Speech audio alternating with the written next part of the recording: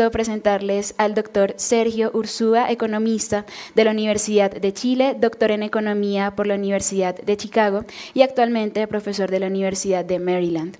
Sus investigaciones se han centrado en la economía laboral, desarrollo económico, economía de la educación, comportamiento social y desigualdad. Ha sido consultor para el Banco Mundial, la OCDE, Naciones Unidas y el Banco Interamericano de Desarrollo. Ha ocupado cargos destacados a través de los años en el gobierno chileno, enfocando su trabajo hacia el sistema pensional y económico chileno. Hoy es un honor darle la bienvenida a este espacio para que nos hable de los sistemas pensionales en el mundo y qué debemos aprender de ellos. Doctor Sergio Ursúa, muchas gracias por acompañarnos. Tiene usted la palabra.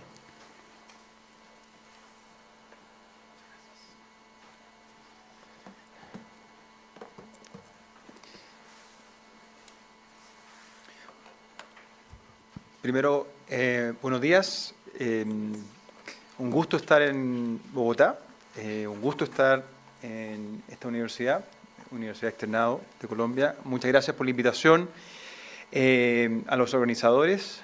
Y la invitación de hoy día es a mirar algunas de las lecciones que nos ha dejado la evidencia reciente. Voy a poner el tiempo para no...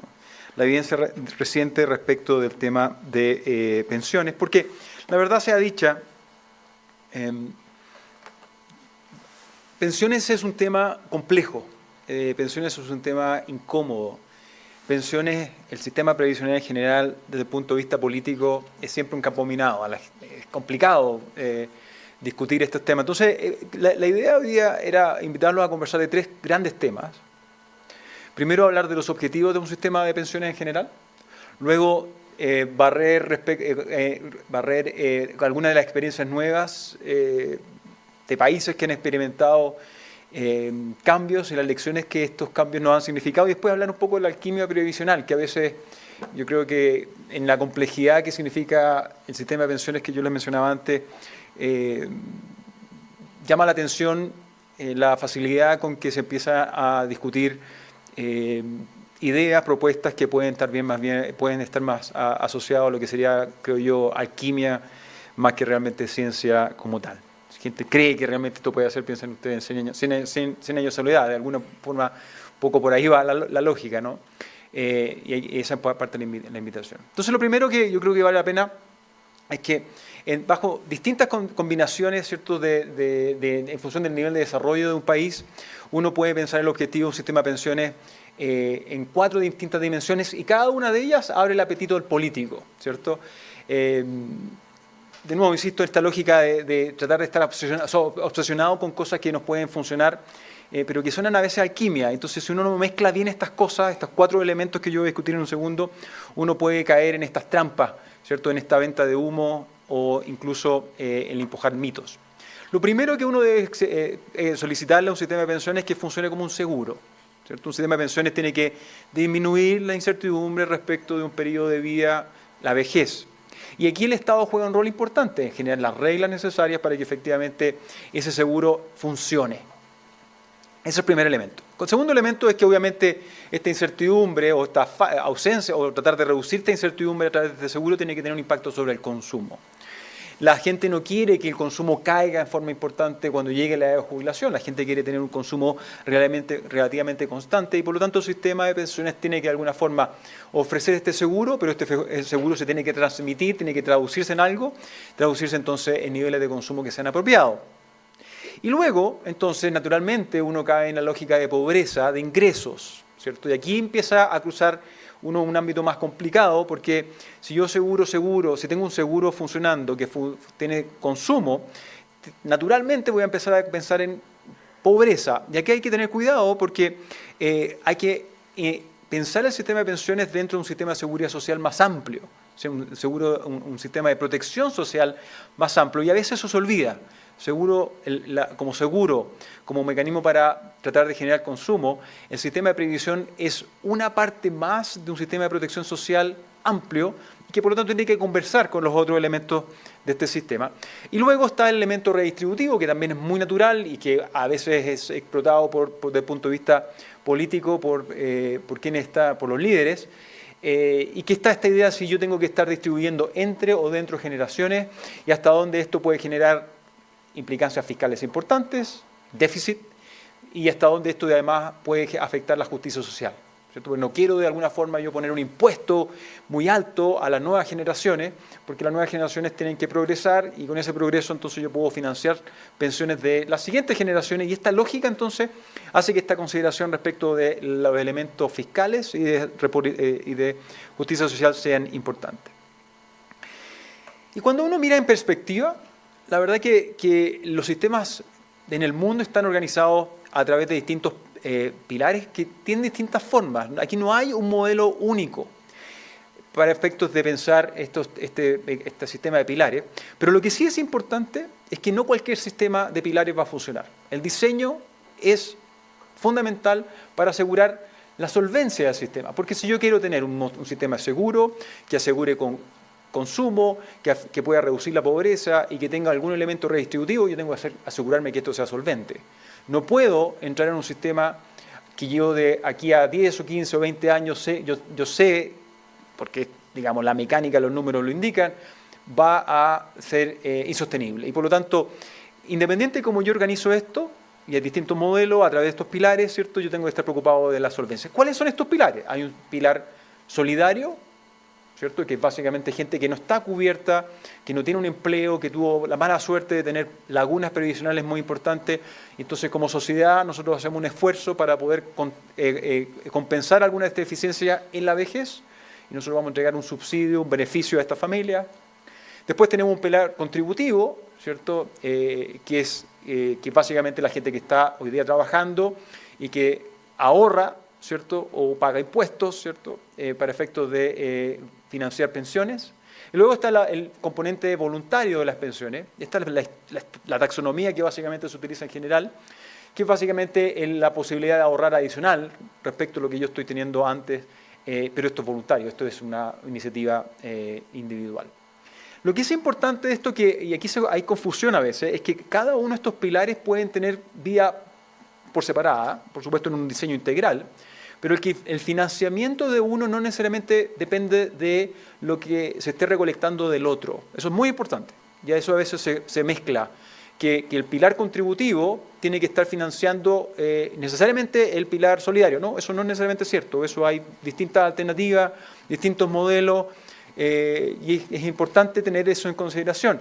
Que el pilar contributivo tenga un elemento financiado por los empleadores y un elemento financiado por los trabajadores es también una cosa que se discute en la literatura y en la práctica, pero al final del día sabemos que por la elasticidad los trabajadores van a estar pagando parte importante de esta contribución, independiente de si es que en papel dice que esto va a ser del empleador. ¿Por qué? Porque los salarios se ajustan, y entonces los salarios en largo plazo se empiezan a ajustar, y por lo tanto eso uno tiene que tenerlo en consideración para efecto de pensar el pilar contributivo. Entonces, esta es básicamente la estructura que tienen ya sea la OECD o el Banco Mundial respecto de esta idea de tres pilares, ¿no?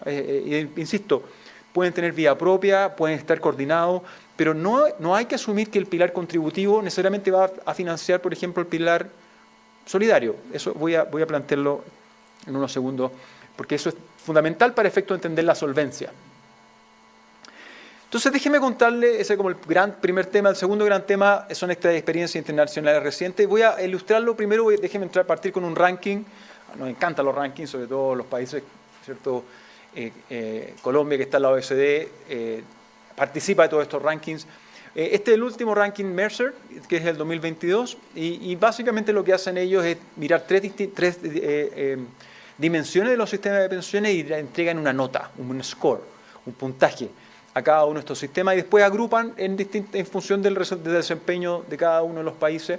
Entonces ustedes pueden ver ahí, en la parte de arriba, digamos, en el ranking, tenemos países como Islandia, Países Bajos y Dinamarca. Voy a contar brevemente una experiencia de Países Bajos, entonces voy a mostrarle algo de lo que ocurre en el grupo, en la primera división de los sistemas de pensiones del mundo. Después tenemos, en el segundo grupo, tenemos países como Israel, Australia, Noruega, Finlandia. Buena nota, son sistemas que son sostenibles, que que tienen reglas institucionales sólidas. En el grupo, luego tenemos en el grupo de la B, ¿cierto? Entre 65 y 75 puntos. Tengo países como Suecia, les voy a mencionar también una experiencia de Suecia, Singapur, Reino Unido, y aquí tenemos los dos primeros países de la región, Uruguay y Canadá, que aparecen dentro de este ranking en el B. Luego tenemos el C+, que son sistemas que cuentan con algunas características interesantes, pero que en el largo plazo van a tener un problema. Ustedes ven ahí Colombia ubicado en ese ámbito.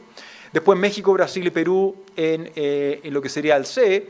Y después tenemos a Argentina dentro de la región en el grupo de peor evaluación, ¿cierto?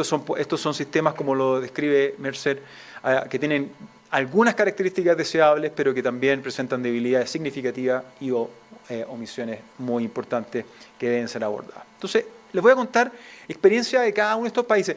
Solamente es interesante nombrar Colombia, que ustedes ven las dimensiones. El tema de Colombia es la sostenibilidad del sistema. Y eso es muy importante porque en el momento que ustedes están discutiendo reforma, si ya tienen un problema en ese ámbito, cualquiera sea la reforma que el país esté discutiendo, yo creo que es importante hacerse cargo de esa dimensión. O sea, avanzar hacia una reforma que va a empeorar esa dimensión sería un error, porque ya ahí tienen una debilidad, y esto está documentado, esto no es ciencia ficción, digamos, no estamos hablando de realismo mágico.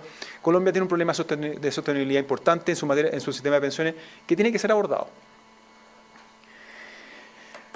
Entonces hablemos un poco de Suecia. ¿Cierto? Déjenme entrar con Suecia. Recuerden, Suecia no es la A, pero está arriba en este ranking. Y lo que han hecho ellos, que es muy notable, y varios de los países nórdicos han empezado a avanzar en esta línea, es que se hacen cargo de este dolor de cabeza para la política, que es la edad de jubilación. ¿Cierto? Ese es un problema. No hay vuelta. Los números obligan a pensar que tarde o temprano la edad de jubilación tiene que aumentar. Tenemos sistemas de pensiones que han sido diseñados pensando en un mundo en el cual la gente vivía hasta los 45 años, hoy día la gente vivía hasta los 80 años, por lo tanto estoy obligado a hacerme cargo de esas dificultades. Y uno de los elementos más importantes es la solvencia del sistema del pilar solidario, y la solvencia del pilar solidario pasa porque a veces ¿cierto? No están ajustándose a estos cambios que se empiezan a producir en la demografía. Y la edad de jubilación entonces ha sido una posible respuesta. Es doloroso, porque a nadie le gusta, ¿cierto?, que le digan, mira, vamos a tener que extender la edad de jubilación, pero hay forma de hacerlo, forma inteligente de hacerlo, no tengo que empezar ahora, lo puedo empezar a pensar en 25, en 30 años, pero a la medida que yo anticipo, ¿cierto?, hago menos dolorosa la decisión. Entonces, ¿qué fue lo que hicieron ellos? Entre el 2000 y el 2019 la esperanza de vida en Suecia aumentó 3 años.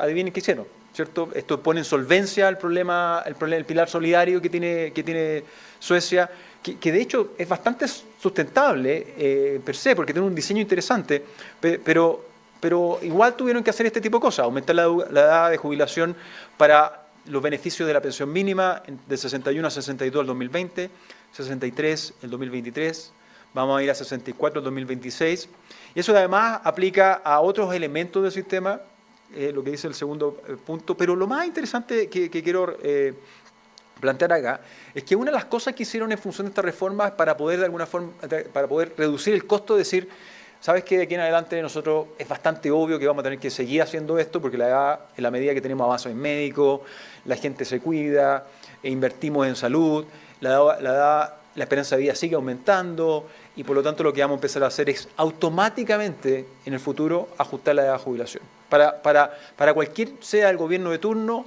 no tenga que estar lidiando con esta dificultad constante. De aquí en adelante, el 2026 en adelante, se va a ajustar en función de los cambios en la esperanza de vida. Muy interesante solución. De alguna forma dice, mira, el político de turno no tiene por qué estar sujeto a esta presión, saquemos al político de turno, entonces lo que vamos a tener es una regla objetiva que nos va a permitir ir ajustando las pensiones y hacer más solvente el pilar solidario del sistema. Entonces, frente a la realidad, ¿cierto? Yo creo que es importante tener liderazgo y pragmatismo en esta decisión. Y es inevitable, de alguna forma, entonces, pensar que la clase política tiene que estar mirando más en largo plazo. Y si el problema no lo quiere tener ahora, bueno, postérguelo. pero postergarlo de forma inteligente pasa por de alguna forma generar estas reglas pragmáticas, ¿cierto? Y no tener que estar cayendo en esta alquimia previsional que yo les mencionaba. Colombia tiene un problema. O sea, si ustedes ven qué es lo que ha ocurrido, esto es para mujeres, 57 años, ¿cierto? Esto es OECD 2021, los países están aumentando la edad de jubilación y en América Latina, no solamente Colombia, va a ser justo, la edad de jubilación está parada, ¿cierto? Y no se discute, es una discusión que se trata de evitar, de nuevo, porque es súper costoso políticamente, por cierto, pero también es súper irresponsable no tener esta discusión porque tarde o temprano, ¿cierto?, está afectando la solvencia del sistema. Déjenme contarles de Países Bajos. Países Bajos está arriba en el ranking, ¿cierto? Un sistema que es distinguido en el mundo como uno de los referentes. Y lo que han hecho ellos es, de nuevo, ajustarse, pragmatismo, ¿no? Están diciendo adiós a los beneficios definidos, esta idea de que yo cotizo y al final de mi vida yo sé cuánto dinero voy a tener, ¿cierto? Voy a tener quizá un porcentaje de mi sueldo, un porcentaje de un salario mínimo o un múltiplo de salario mínimo. Lo que han hecho los Países Bajos han dicho nosotros no podemos hacer eso, porque la verdad que es irresponsable, porque no sabemos cómo se van a mover los fondos de ahorro y por lo tanto estar haciendo promesas, el cambio demográfico, haciendo promesas, nos parece que es irresponsable. Y la segunda parte es que de nuevo están ajustándose al costoso reparto. Y tienen un pilar de reparto y han tenido que hacer ajustes al respecto. Entonces, ¿cómo funciona brevemente? Tiene 3 pilares, no sorpresa. Uno público, un público que es de reparto con impuesto al trabajo, que es la fuente de problema. Tiene uno ocupacional colectivo, que es básicamente empleos formales, porcentaje importante a diferencia de lo que ocurre en América Latina, es formal. Después tienen un componente individual, que es de ahorro, ¿cierto?, de la persona. Y después tenemos beneficios. ¿Cierto? Yo ahorro y después voy a tener de 3 modalidades de servicio. De beneficio voy a tener beneficios definidos, ¿cierto?, hasta antes de la reforma. Esto quiere decir que yo ahorré y se me asegura un determinado monto de pensión al final de mi vida laboral. Entonces, ¿qué es lo que dijeron? Dijeron, mira, cuando miramos el primer pilar, este pilar contributivo, el pilar de reparto, tenemos un problema más o menos importante. Vamos a tener que aumentar la edad de jubilación de nuevo. Esto no solamente en Suecia, Países Bajos también lo están discutiendo. A 67 años a partir del 2021 y luego vamos a tener una fórmula. De nuevo, tratemos de resolver el problema.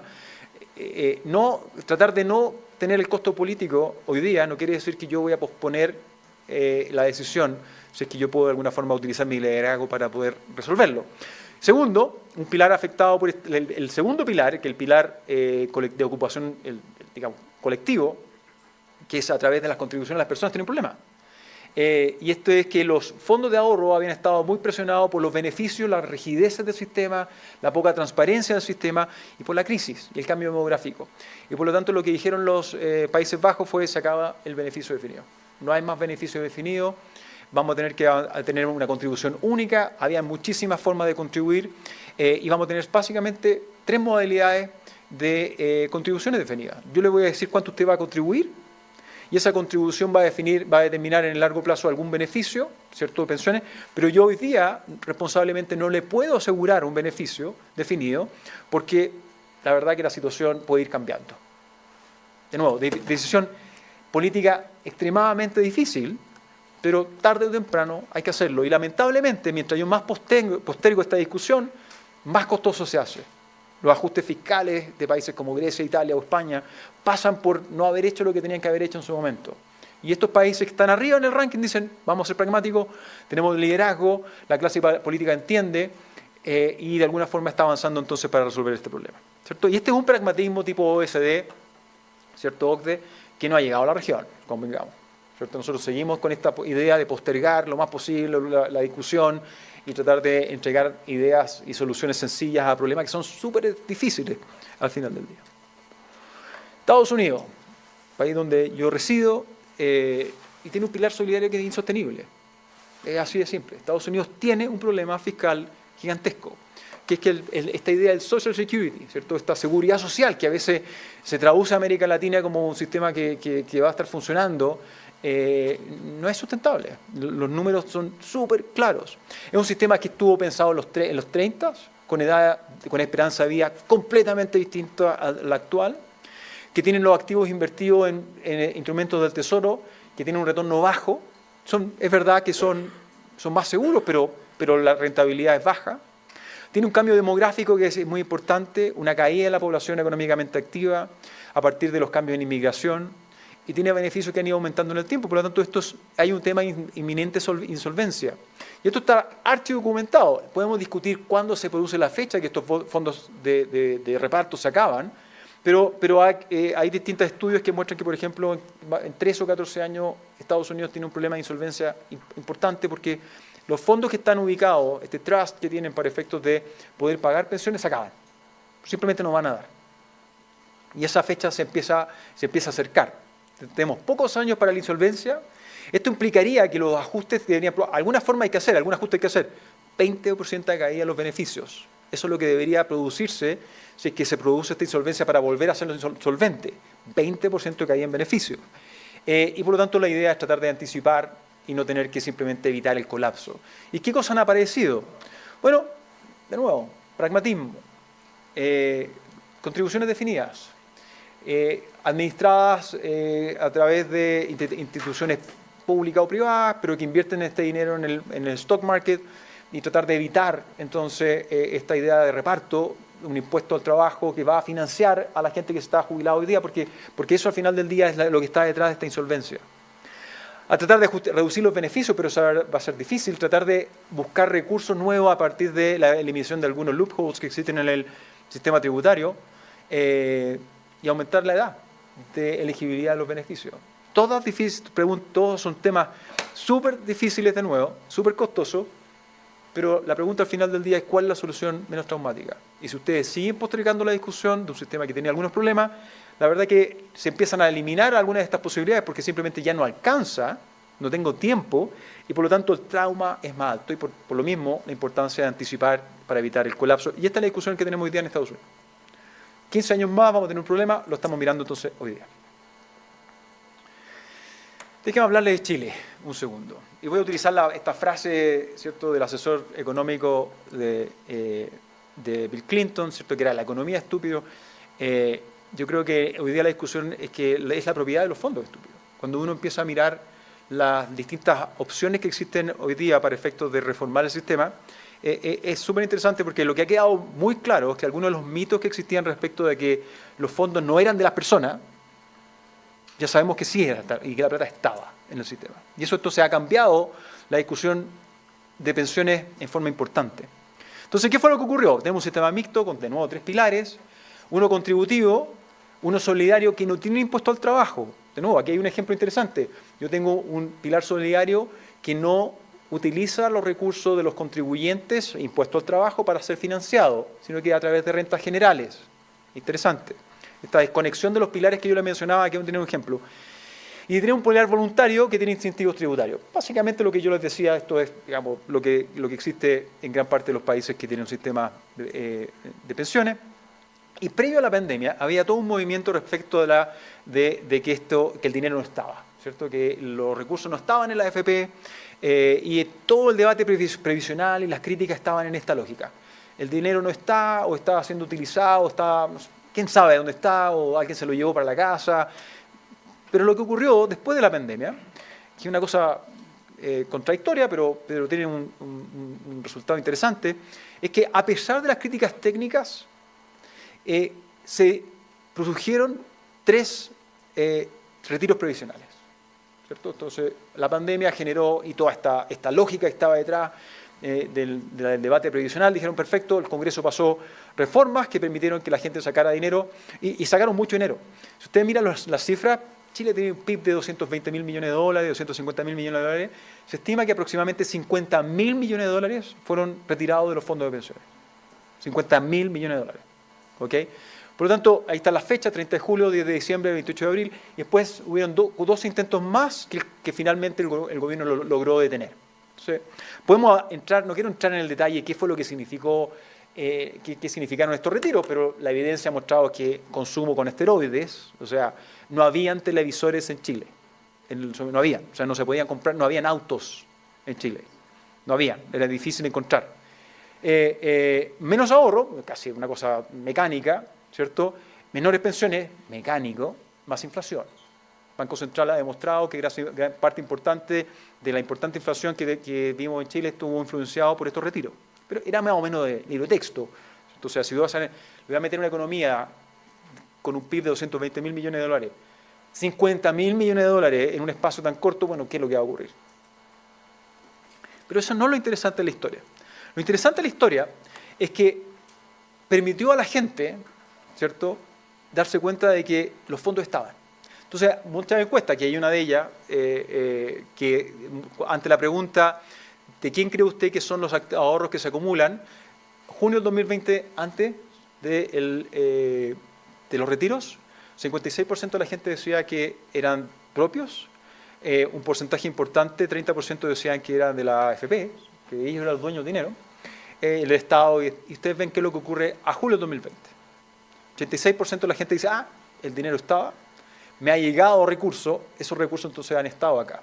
Y eso ha significado un cambio importante en las propuestas constitucionales, porque Chile ha tenido un proceso que todavía no termina en materia de propuestas constitucionales, pero la del 2022 y 2023, ambas estuvieron fuertemente influenciadas por este resultado, que hoy día me parece que vamos a verlo durante las próximas semanas. De nuevo tenemos un proceso constitucional de nuevo en el 2023, pero cuando ustedes miran el debate es bastante evidente que el aseguramiento de los recursos, de los ahorros previsionales, la propiedad es central.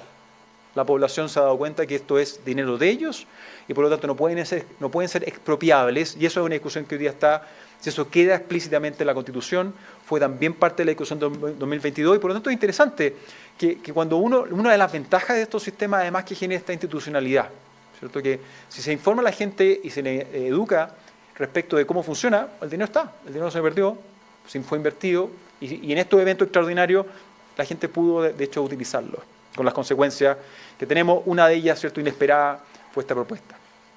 Colombia. ¿Cuánto tengo? Tengo una hora más, ¿no? No, breve. Alquimia provisional. Colombia tiene un problema. O sea, Colombia tiene un problema, que es un problema de América Latina, no es un problema solamente de Colombia. 20% de ocupados declaran renta, esos son los datos de agosto. Y ustedes miran lo que va ocurriendo, población, ¿cierto? La población en edad de trabajar, la población económicamente activa, los ocupados, trabajadores formales, quienes declaran renta. Aquí tenemos un problema fundamental, ¿cierto? El problema de la formalización del mercado laboral en Colombia es una pandemia en sí. Esto genera un problema en el largo plazo, no solamente en el ámbito de las pensiones, pero en el ámbito de la precariedad del empleo, en el ámbito del financiamiento del Estado, ¿cierto? Porque esto limita la posibilidad de recolectar ingresos a través de los impuestos. Por lo tanto, lo primero que hay que decir es que Colombia tiene que, de alguna forma, antes de siquiera entrar en pensiones, porque hay que separar los temas, tiene un problema, ¿cierto?, de mercado laboral, y es urgente incentivar la formalidad, y esto es un problema que lleva mucho tiempo y que el país tiene que, de alguna forma, resolver. Eso es lo primero. Eso era la foto, ¿cierto? Hoy día ustedes tienen un problema en el mercado laboral, hoy día ustedes la foto del 2023, y esto viene acarreándose de mucho tiempo, y tenemos un problema de que la gente simplemente o no es formal, y si es formal no paga impuestos, y eso entonces es insostenible, porque cada vez que yo pongo un impuesto al trabajo para lo que yo quiera hacer, para financiar lo que yo quiera, la base se me va achicando, es muy pequeñita, es muy poca gente, por lo tanto si yo quiero financiar algo muy grande con una base muy pequeña, tengo un problema, porque la tasa tiene que ser muy grande, la tasa de impuestos muy alta. Bueno, pero si yo tengo una tasa de impuestos muy alto, genero más informalidad, ahí tengo un problema, ¿cierto? Pero la película es más complicada todavía, ¿cierto? La película, de hecho, cuando uno mira el mercado laboral colombiano, la película es de terror. Porque cuando ustedes observan la evolución de la tasa de fertilidad y nacimiento en Colombia, es realmente interesante. Colombia tiene, en la región, la caída de la tasa de fertilidad más alta de los países que uno puede detectar. En un periodo relativamente corto. Estos son datos del Banco Mundial. Entonces, ustedes miran los 60, este es el número de niños por mujer, y ustedes ven cómo esto va cayendo en el tiempo, y cae aceleradamente en Colombia. Claro, en la medida que viene cayendo, era muy alto, yo todavía tengo un número de nacimientos sigue creciendo, ¿no? Porque el número de nacimientos en función del número de personas, 4 niños por mujer, bueno, va creciendo, pero en 1994 tenemos un punto de inflexión. En 1994 el número de nacimientos en Colombia empieza a caer. Eso es distinto. No es que el número de nacimientos crece a una tasa más baja, sino que el número de nacimientos empieza a caer. Y eso genera un cambio demográfico de proporciones. 1994, ¿cierto? Estamos hablando de 30 años, ¿cierto? Por lo tanto, 30 años. Los trabajadores hoy día de 30 años y de aquí para adelante todos los cohortes siguientes voy a tener incluso menos gente. Entonces, si ustedes estaban preocupados de que tenga una población, ¿cierto? Tengo ocupados, tengo trabajadores formales y tengo quienes pagan impuestos, esa era la foto.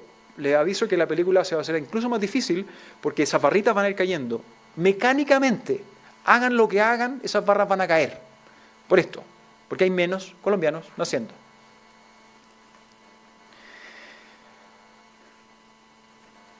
Y aquí está. O sea, este es el tsunami que ustedes van a estar enfrentando. Estas son la pirámide demográfica de Colombia en 1950, 2000, 2050. Estas son las predicciones. Entonces, claro, yo tengo un sistema previsional, 1950, en el cual la esperanza de vida de la población son 45, 50 años, sí, y tengo una base impositiva grande, yo podría pensar en que a partir de un impuesto al trabajo puedo financiar, por ejemplo, el privado solidario. Porque tengo muy poquita gente arriba, mucha gente abajo, funciona. Pero el error táctico, ¿cierto?, y estratégico, es pensar que ese modelo va a funcionar siempre independiente de qué es lo que pasa con esta pirámide. Y yo estoy parado en el 2050 y ahora sí tengo un problema, porque tengo una base cada vez más pequeña y veo avanzar estas generaciones de adultos mayores que van creciendo en el tiempo, a los cuales yo tengo que asegurarle seguro, consumo, pobreza y desigualdad, ¿cierto?, redistribución. ¿Cómo hago esas cuatro cosas a partir de un impuesto al trabajo? No puedo, porque tengo muy poca gente. El álgebra de esto no miente.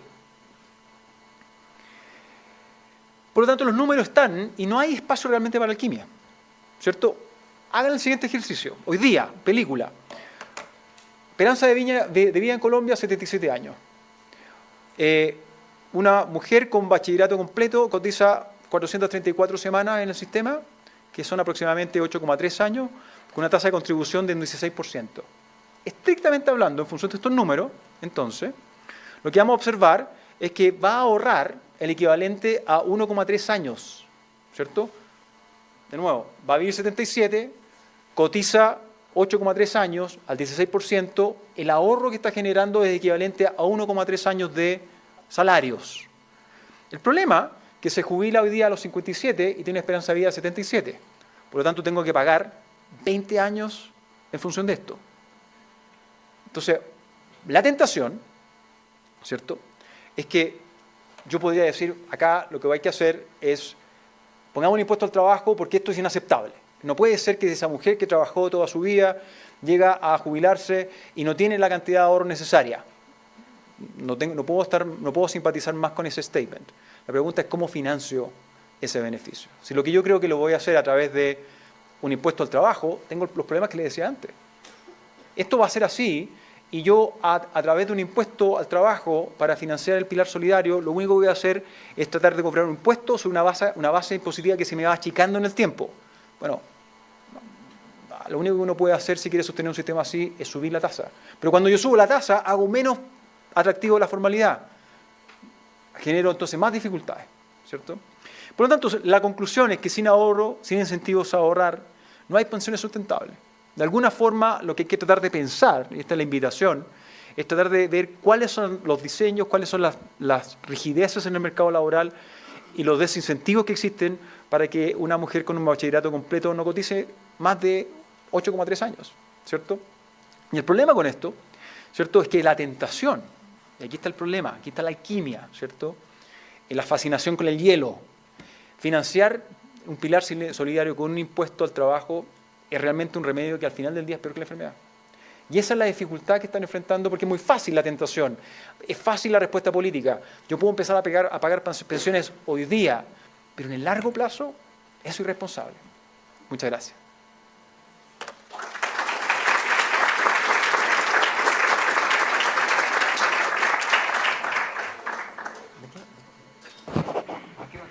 Sí, tenemos algunas preguntas de nuestra audiencia virtual.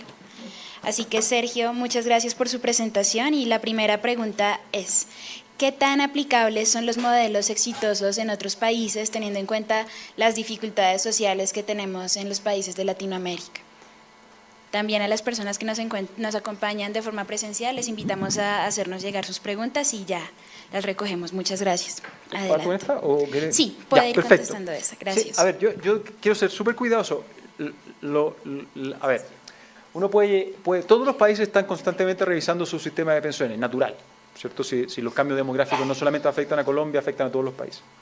Todos los países se han dado cuenta que el cambio demográfico es un problema y que por lo tanto hay que empezar a hacer ajustes. Yo traje a colación los ejemplos que estaban ahí porque creo que hay lecciones que son más allá del sistema propiamente tal. Yo creo que sí hay lecciones que son transversales. Entonces, la primera lección de Suecia y Países Bajos es una lección de liderazgo político, ¿cierto? Aumentar, en particular en el tema de aumentar la edad de jubilación, es un tema extremadamente difícil, pero si otros países pudieron hacer eso, ¿cierto? Uno esperaría que esa lógica también se pudiese aplicar en la región. Y en decisiones que pueden ir más allá de simplemente aumentar la edad de jubilación, sino que ese pragmatismo que a veces uno extraña, que es tan propio de países quizás más exitosos, pero creo que el mensaje no es decir, oye, ustedes deberían transitar a lo que es Suecia. El mensaje es que ustedes deberían ser Países Bajos. No voy a caer en esa caricaturización de lo que significa ser un país OSD. No, porque no van a ser Suecia y no van a ser Países Bajos. No van a ser Noruega, van a ser Colombia. Y Colombia tiene la necesidad entonces de tener liderazgos que permitan realmente transformar estas dificultades en decisiones de política razonable. Y el ejemplo que yo le estaba dando es simplemente para ilustrar que esto sí se puede hacer. Segundo, esto es matemática, o sea, esto no es ideología. Un sistema de reparto, a donde ustedes lo pongan, en Países Bajos, en Estados Unidos, en Colombia, en Chile, financiado con impuestos al trabajo, no va a dar. No va a dar quizás de un rédito político de corto plazo, pero en el largo plazo los números simplemente juegan en contra. Y me parece que hacer apuestas en esa dirección, me parece que es irresponsable. Habla mal del liderazgo político, porque esto de nuevo, insisto, no es ideología, estos son números. Independiente de quién sea en el evento de que efectivamente un país X transita hacia un sistema que está financiado, un pilar solidario, fundamentalmente con impuesto al trabajo, y tiene una tasa de informalidad importante, con una demografía que juega en contra, eso no funciona. Eso no es que a mí no me guste, que no entienda la idea, es que simplemente cuando miro los datos, eso no funciona. Por lo tanto, el segundo mensaje es decir, ojo que hay algunas cosas que los otros países están haciendo. De nuevo, no es el mensaje que ustedes quieran hacer como ellos, pero traten de evitar caer en cosas que ellos realmente están haciendo. Tercero, hay elementos que son bastante obvios. O sea, esta idea de pilares es bastante obvio. O sea, los países todos están avanzando, hace sentido, ordena la discusión, pero también lo que sabemos es que no hay un modelo que sea perfecto. Segundo, que esta falacia de que yo tengo que necesariamente amarrar el financiamiento del pilar solidario a través del pilar contributivo es una falacia, eso no es cierto. Yo puedo conceptualmente pensar en un pilar solidario financiado con impuestos generales, con royalty a determinados sectores, financiado con endeudamiento, y un pilar contributivo que está básicamente utilizando cuentas individuales, contribución colectiva o individual, y que está aprovechando el mercado, el stock market, para efectos de poder financiarse. Eso es más o menos sentido común. El problema es que cuando uno empieza a mirar la discusión, estas cosas se mezclan. Entonces digo, no, es que yo no puedo hacer esto si no puedo hacer esto otro. No, eso no es cierto. Entonces la idea, es el tercer punto de mi respuesta, es que la idea de mostrarle esta experiencia internacional y esta taxonomía que existe, es que al final del día hay distintos modelos, no hay uno solo. Pero es importante que aquellas personas que están empujando por esto entiendan las consecuencias de largo plazo que eso tiene, que esto va a tener costo. Y la realidad que es complicada, ¿cierto?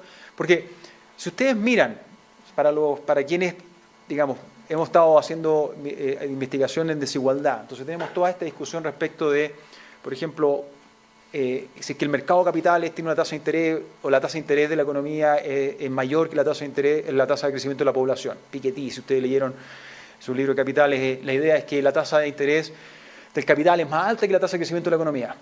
Ok. Y eso genera desigualdad. Ok. Podemos discutir eso. Ahora, desde el punto de vista de un sistema de pensiones, ¿dónde poner la plata? ¿Dónde el retorno más alto? ¿En el crecimiento de la economía o en el capital? Si R es mayor que G en términos prácticos, y si eso realmente es lo que creemos, y yo estoy preocupado de asegurar que las pensiones crezcan lo más posible, hay que ir para allá.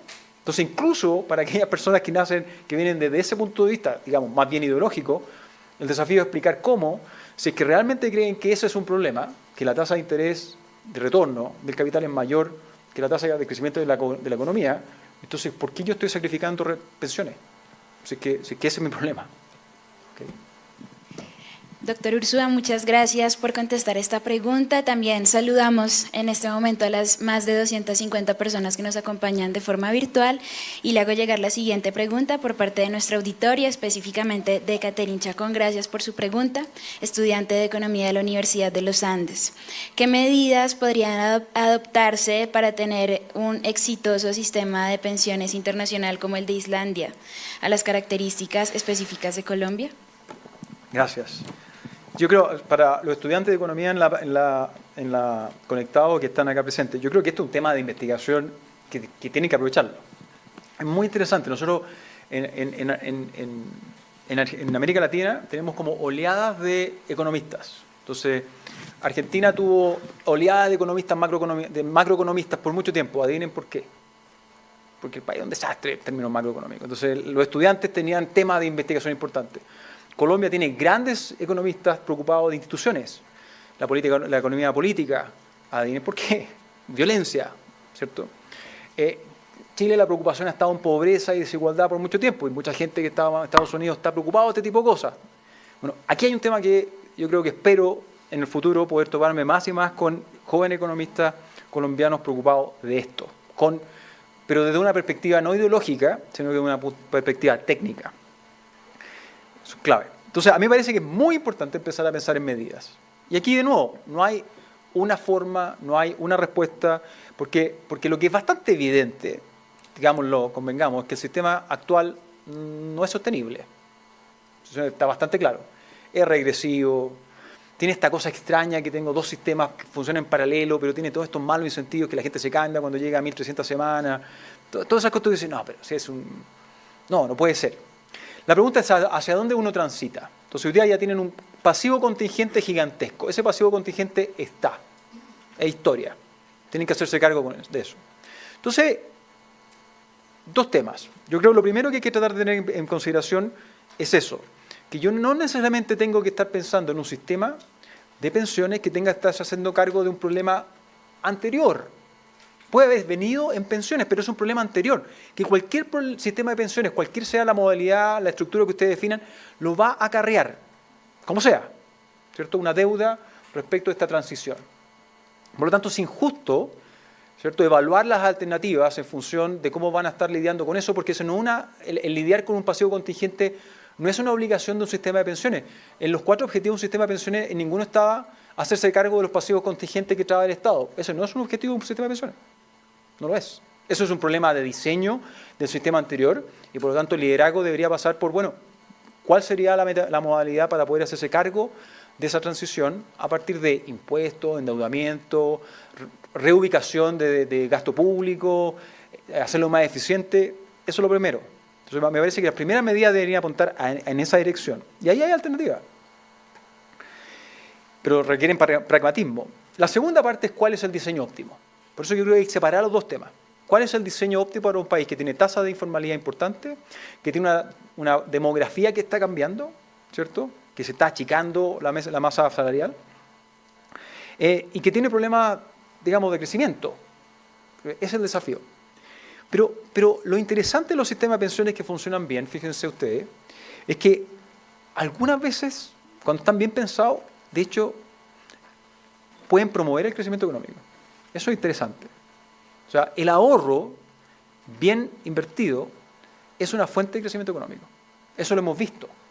Lo hemos visto. Chile siendo un gran ejemplo. Colegas míos han estimado que parte importante del crecimiento económico de Chile observado en los 90 fue gatillado, fue incentivado, promovido a partir del ahorro que estaba ahí. Ese ahorro que ha ido cayendo, que está plano, hoy día tiene el país medio frenado. Y por lo tanto uno podría pensar es que un buen sistema de pensiones, un buen diseño, puede de hecho ser una tremenda oportunidad para fomentar el crecimiento económico. Por supuesto, eso no va a ocurrir si ustedes están pensando que lo que hay que hacer hoy día es tomar un porcentaje importante del salario de los trabajadores y tomar ese porcentaje y empezar a pagar pensiones hoy día. Eso no va a funcionar porque no tengo ahorro. No hay, entonces, tercera medida, tercer punto en esta medida. Yo creo que es importante también contribuir a decir que hay malas ideas. Y a veces esto puede ser fácil para un extranjero decirlo en Colombia, pero me parece que es muy importante también para los académicos en Colombia que miran las cifras, generar, ser responsables desde el punto de vista técnico y decir algunas de estas ideas no van a funcionar o en el largo plazo pueden ser muy costosas. A mí me parece que la idea de promover el crecimiento a partir de fondos de pensiones ahorrados que vienen de las contribuciones de los trabajadores es una cosa que a la cual no deberían renunciar. Segundo, que tratar de pensar que vamos a financiar, que ustedes van a poder financiar el pilar solidario con impuesto al trabajo, yo creo que eso es un problema, es un error. Y tercero, yo creo que es muy importante, en discusión paralela a esta, es tener medidas para poder generar formalización en el mercado laboral. Porque lo que sí es cierto es que cualquier sea el sistema que ustedes piensen, sin generar mayor formalidad, el sistema de pensiones no va a ser sustentable en largo plazo, cualquiera sea su forma. Y por lo tanto, de nuevo, a veces nosotros nos hemos alejado, por mucho tiempo, los 80 y los 90, en América Latina discutimos mucho respecto de cuál eran las rigideces de los mercados laborales. Como que nos alejamos de eso un poco. Como que asumimos que eso debería ser así por una cosa estructural. No. Los incentivos importan, la legislación importa, el rol del Estado es importante y hay que tratar de encontrar exactamente cuáles son las reglas institucionales que fomentan la informalidad y tratar de eliminarla y generar nuevos incentivos para formalizar a la gente. Eso es central, para efecto de las medidas que podemos tener en mente. ¿Vamos? Ya, perfecto. La altura pega, debo reconocerlo. Muchas gracias.